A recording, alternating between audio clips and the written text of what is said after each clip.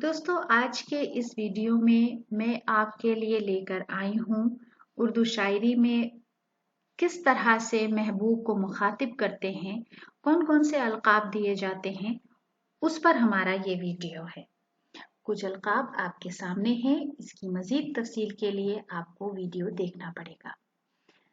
सबसे पहले मैं चाहूँगी कि हम शुरुआत करें जिगर मुरादाबादी के इस बेहद खूबसूरत शेर से। बैठे हुए रकीब हैं दिलबर के आसपास, कांटों का है हुजूम गुले तर के आसपास। बैठे हुए रकीब हैं दिलबर के आसपास, कांटों का है हुजूम गुले तर के आसपास।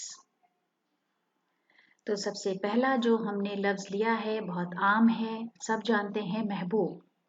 दोस्तों, महबूब कहते हैं dear, beloved, sweet heart, lovely, यानी प्रिय, प्रीतम, प्रेमी या प्रेमिका के लिए ये लफ्ज इस्तेमाल होता है। फिर है दिलरुबा।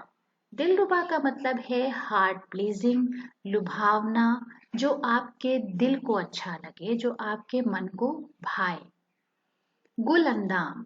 गुल अंदाम का मतलब होता है डेलिकेट, नाजुक, सेंडर, भेजने वाला, परम प्रिय या प्रेषक। गुल बदन। गुल बदन का मतलब है बिलवेड यानी महबूब, डेलिकेट यानी कोमल और सुकुमार। फिर है दिलबर। दिलबर का मतलब है लवली, बिलवेड, स्वीट हार्ट, जिसे हम जानम भी बोलते हैं। अब आप ये शेर एक बार फिर से सुनिए और याद कीजिए। बैठे हुए रकीब हैं दिलबर के आसपास, कांटों का है हुजूम गुले तर के आसपास। तो दोस्तों, उम्मीद है कि वीडियो आपको पसंद आया होगा। अगर अभी तक आपने हमारे चैनल को सब्सक्राइब नहीं किया है तो ज़रूर सब्सक्राइब करें।